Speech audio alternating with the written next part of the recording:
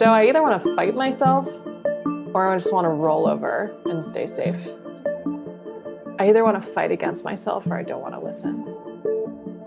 Welcome to The Art of Accomplishment, where we explore how deepening connection with ourselves and others leads to creating the life we want with enjoyment and ease. Today, we're going to share a coaching session between Joe and a woman in our community who's experiencing tension around authority figures. The conversation starts off with workplace challenges and very quickly ties into her relationship with her father, ultimately touching on how she can give and receive love. We've removed her name and other identifying information for the sake of confidentiality. While listening to this conversation, pay some attention to Joe's state of mind and how he holds the view principles. These are the kinds of conversations that Joe has with participants and that participants learn to have with each other in the Art of Accomplishment course. Let's get started. What do you want to talk about today? I notice I freeze around people who remind me of my father. And especially in work situations. Like this is what's happening repeatedly. Yeah. How do you see them as like your father? They don't see me. Aha. How do you know they don't see you? Because it's very clear they don't know how I tick. What's the evidence? Well, I'm doing something, I'm motivated, and then they start to speak to what they think I'm motivated by. They'll be like, good job. Oh, this is exactly what we need out of a team member who wants to step into leadership. And just like whatever bullshit they're going to tell me. I'm like, this isn't why I'm doing this. I'm doing it because I love it. I'm doing it because I love it. Not doing it for money. What if they did see you and you can't recognize it? I'm not saying that that's true by any stretch, but if it were true, what would it mean? Well, it would mean I'm judging the shit out of them. I think that's true.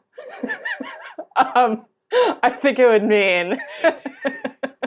Let's just get... I do think that's true. It would mean... what makes you judge your father? What made you judge your father?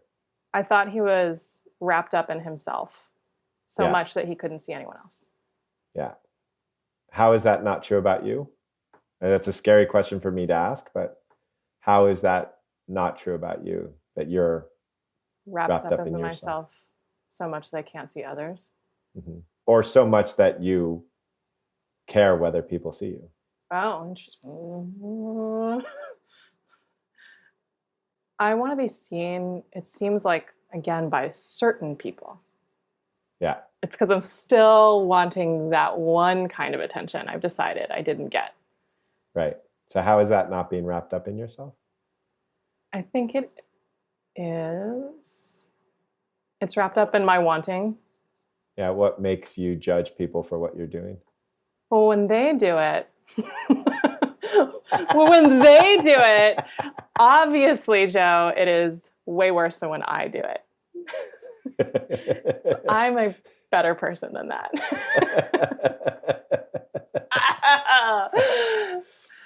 Yeah. So you're sitting in the meeting and the person's like, oh, this is exactly what I want from a leader. Yeah.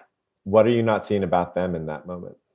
I feel like they're affirming what they want. Right. So that's the judgment, similar to you being focused on what you want to be seen in this particular way. But what are you not seeing about them? How are you not allowing them in? How are you not seeing them as a full person? If they're telling me that that's what they want, I notice there's a part of me that closes to them first. Yeah. I'm like, oh, well, you're not coming to go meet me. So I'm like tired of bringing myself to try to meet you. Right.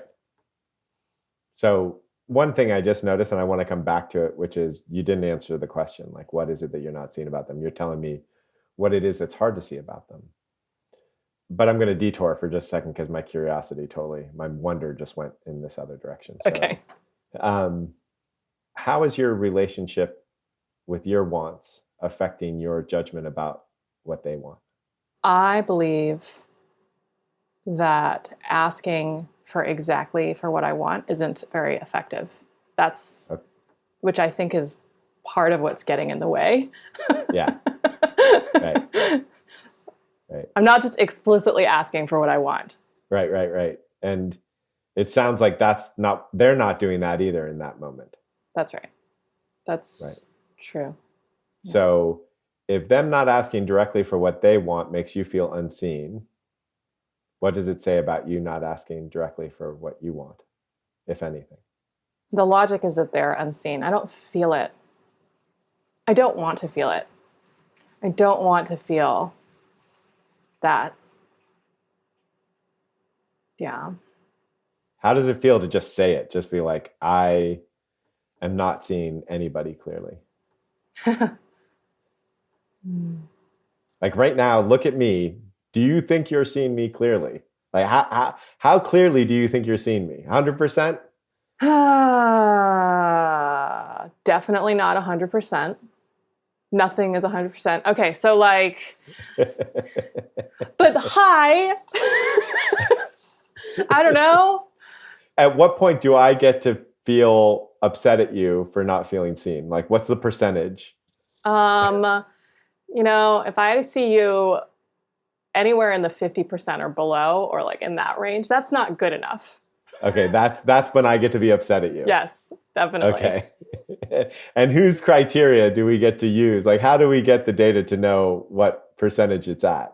Well, right? Like, so as an example, how true is it that you don't want to be in a leadership position generally? How true is it that I don't want to be in a leadership position generally? Historically, I have balked. Right now? No, I definitely want to be in charge. So they are seeing you. I really do want to be in charge. No, that's true. They are seeing me. But if they're telling me, then it like feels like they're putting power back over. Of like, pat on the head, good job, little leader. And I'm like, fuck you. Okay. Right. So what they're not seeing is that you already are a leader. What they're not seeing is I don't need you to affirm me. Yeah. I just want it. I just want it. You don't believe that your little like encouragements. That's like the opposite. It's creating a power dynamic that I reject. So how much of this is about not being seen and how much of this is about your own empowerment? Yes. I think and how empowering is it to care about being seen or about how they treat you? It's not very empowering, but I really want it. So like what I'm noticing is there's like a want component that's not fully lived. There's the being seen component that's not really lived. And there's the empowerment component that's not being really fully lived. Yep. Want, seen, empowerment. Yeah. So how do you undermine the people who fall into that category, fall into the dad category? If in any way, how do you undermine them? Definitely there is a way. Okay. I will affirm that. Let's see. Well, I could think of a few things. One is I just immediately project that they're trying to control me or manage me. Even if they're really just doing something that's very normal. Right. So how does that thing? So one of the ways that you undermine them is project they're trying to control you. And what's your action? I have trouble being productive. And the more space they give me, the more I can be productive. I got it. So what you do is you stop performing for them. Yeah. That's the way you undermine. Got it. So when that dynamic happens, how are you undermining your own empowerment? I'm going to ask you 3 questions about each of these things, empowerment, being seen. In that moment. And whatever the third one was that I forgot. Want. That's the other one. Want. Yeah. I'm undermining my empowerment. Well, just the fact that I'm responding to that, it feels like I'm still surrendering my power on some level. I'm still surrendering my power on some level. Yeah, to rebel against somebody or to do what they tell you, both of them put them in the control seat. Yeah. Okay, so one of the things that By undermining them, you've empowered them. Okay. Right. And I've decided I'm like helpless to do other. Like it's hard to figure out how to get out of that. Right. I'm like, I'm not productive. I want to be productive. It's your fault. Whatever. Yeah. Okay. And then the second one is want. How is it that you're abandoning your wants in that scenario, where you're undermining them by rebelling against them by not being productive because they patted you on the head? Yeah, I feel like I'm getting out of touch with the part of me that just simply wants to work on this project, wants to build this vision, wants to contribute to this company. Like the independent of the authority figure. Okay. And then the third one was there was empowerment, want, and not being seen. So how is it that you're preventing yourself from being seen in this scenario? In this scenario, I'm reinforcing a story. I don't know if that's right. Okay, let me ask a question. You have somebody working for you and they've stopped being productive. What are your choices in interacting with them to get them to be productive or to accept that they won't be productive? Like what are your choices? Sit down and talk with them and ask what's happening for them. Right? So that puts you in the control position. What's the next one? I can give them space. Just say, hey, everyone goes through ebbs and flows. Let's just see what happens over time. I could ask somebody else to check in with them, go around the side door. I could take the project away from them. I could adjust the project, be like, okay, actually now I need this scope and this time, give you I could micromanage. Right. How about give them lots of compliments in the hopes that they'll respond to positive reinforcement? Oh, right. I guess that's a thing. It's not a thing I do. See, it's already not even a thing I think about. I'm like, that doesn't work. Yeah. So out of all these options, how many of them would make you feel seen? I do think sitting down and asking me what's up really vulnerably without there being any punishment energy at all, that would feel great. How many people do you know who respond that way? Like if you were to guess, there's 100 managers, how many would respond in that way? None of them. Not many of them. Maybe one of them. Okay, so we'll call it 1% of them will. Yeah, sure.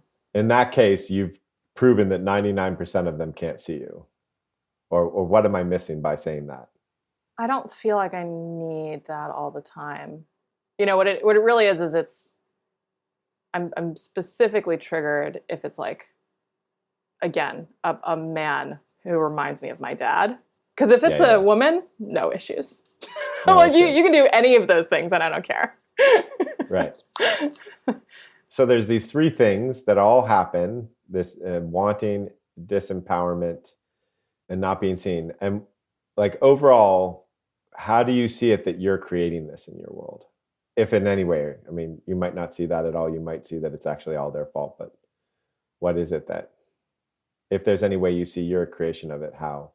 One thing that I've definitely hit on is I'm not letting myself be seen. Like Okay, how would it be to stop right now and let yourself be seen? Really scary.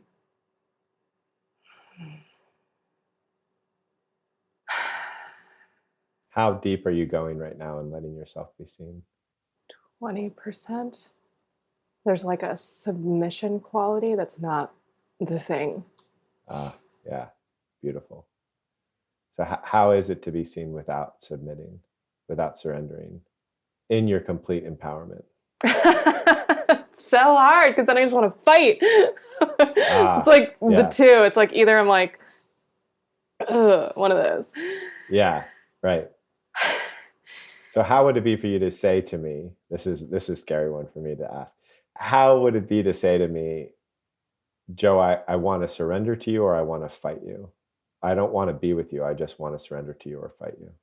Yeah, I want to fight you. Yeah. Or I want to roll over. I want to roll over and not get hurt. Yeah. How much distance did that just create between us? I was in this saying, how much distance? something about sharing it felt kind of good instead of like having an invisible fight happening. Felt like more clarity, like honesty, transparency. And how does it say to say the opposite of it? How does it feel to say the opposite? The opposite. I want to fight with myself? No. Like, I want I don't know. Let's try that. Yeah. I wanna fight. That made me very curious. Yeah. Joe, I either want to fight myself or I just want to roll over and stay safe. I either want to fight against myself or I don't want to listen. What's the opposite of fighting? It feels like you're still fighting a little bit. I am. I'm totally still fighting. It's Yeah. just a little, it's just like softer. I'm like, oh, maybe if I fight a little quieter. maybe if I do it like this. Because then I'll also feel the collapse the other side. And I'm like, wait, Yeah. okay, stand back up. What is this? So how would it be to try it again and feel the feeling of fight or rolling over, and then letting your body feel the exact opposite of those emotions? Yeah. I'm like bringing myself back in. There's some like mild dissociation. I notice you stop looking at me when you're trying to feel this. Yeah. I feel like I lose connection with myself when I look at you. I don't lose connection with myself. It's like a thinner path or something. It feels more difficult. So what would this feeling be if you weren't resisting it? If you weren't disassociating, if you weren't scared? It feels really alive. It also feels almost like so alive. That also feels scary. Listening to this interaction, we can see how she feels like there's a dichotomy between rolling over and fighting. This is a false dichotomy that a lot of people hold. It's an indicator that you're in a power over state of mind, seeing the dynamic as a win or lose, zero-sum game that someone's going to win and someone else is not. So many of our conversations are structured in this way, and it can be really hard to move from power over into empowerment. Let's listen further to see what happens.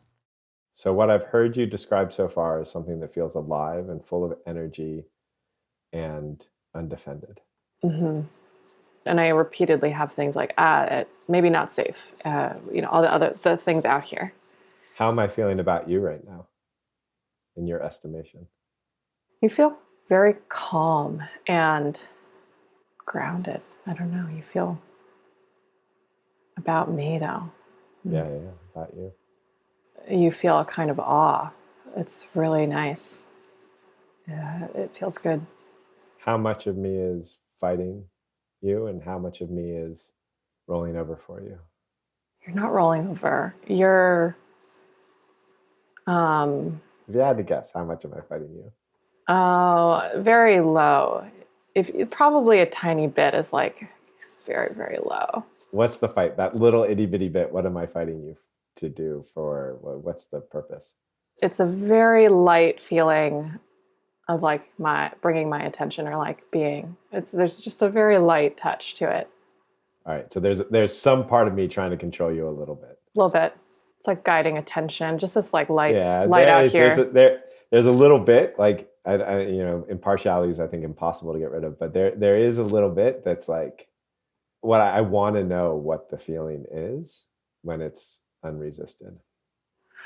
Yeah, sure. Yeah. So if that's true, how would it be possible for someone to not some way want to control you? Like even that is a subtle way in which I want to control you. I don't think there's a way to not do that. I don't think I take strong issue with everyone trying to control me. Okay. All right. But okay, yeah. Cool. But when needed, it sounds like it's a good reason to feel like you're not being seen. What am I missing? It's certainly a surefire excuse of why I'm not being seen. Yeah. That's right. You're trying to control me. Yes, of course. I'm human. Yes. Yeah. And I can't deny I'm still really curious. What is this experience of non-fight, of non-rolling over? What's your body's answer to that question? Balance came up. I don't like the word equality. I think there's some bullshit in that. But there's something. Yeah, we are definitely not fucking equal. How could we be? Our hand size isn't the same. But like balance. There's still a meeting that feels balanced. Where it's not you or me or you or me. And how can we be balanced with each other without love? How can we be balanced with each other without love? And my head was like, I wasn't tracking love so far. Increase or decrease the amount of love you feel towards me and see how it affects balance, if at all. Well,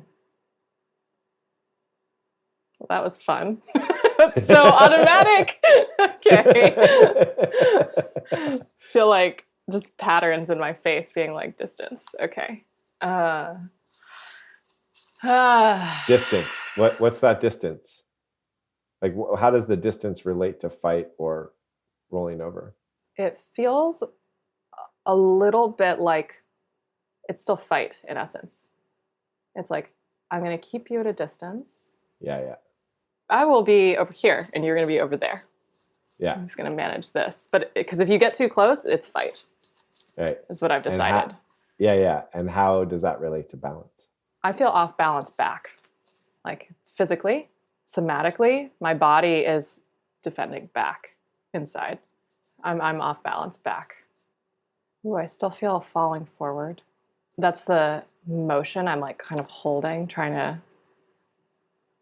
Love feels a lot like falling forward. So what would happen if you took that experience to this authority figure, boss, whoever it is that pats you on the head, says, I see you want to be a good leader, that empowered, upright, non-falling forward love, non-submissive love. Yeah. What would it be like? I'll be the authority figure. You see what happens. You tell me, speak from that place and see what happens. I have been treating you like a person in my head instead of the person who's here. Oh, wow. I haven't given you a chance to get to know me. Thank you for that. That really lets me know that you're ready for leadership soon.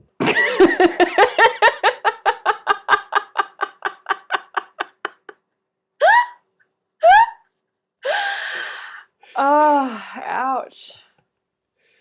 How much of a relief, how much of joy is there in that pain? I go to you being like, but you're going to misinterpret that. You're going to make it. How am I going to misinterpret it? You're going to think, let me try to repeat myself. Or you're going to think, she's not taking me seriously right now. Oh, like if I'm in the position of the authority figure, yeah. If you go, ouch, then I'm going to attack in some way. Yeah. Yeah, I didn't mean that as an attack.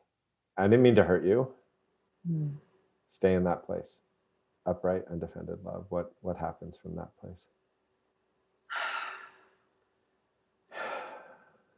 And it did hurt. Yeah. And it is absolutely fine that you don't see the way it hurt. It's okay. Yeah. It's okay. That was perfect. It was beautiful to see her come out of the session in her stance of empowerment. The stance of empowerment is one where you're open-hearted, but you're boundaried.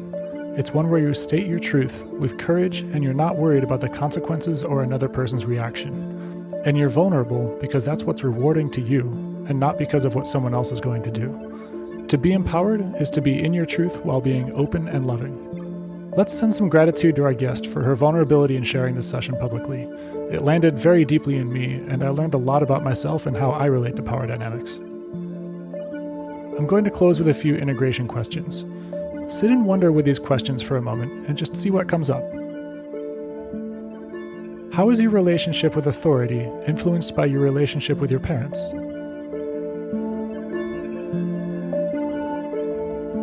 What stands in the way of you loving somebody that you judge?